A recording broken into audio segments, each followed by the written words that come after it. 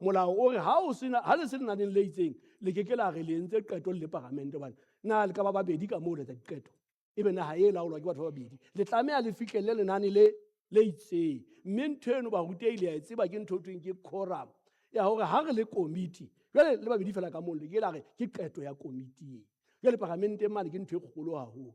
he re bothateng ba hore ntho eno eo thweng quorum e fela e nepahale matsatsi ohle jwale ka Sesotho ke e bitsa bolofa ntho e ka mokgwa o tshwanang le dikomiting mane badulasetulo bona ba tshwere bothata bo tshabehang ba hore ditho di fele di be teng jwale meralong ya rona re na le molao wa motheo o laolang taba ena empa re ntse re dumela le mme motsamaisi hore ke hore mme president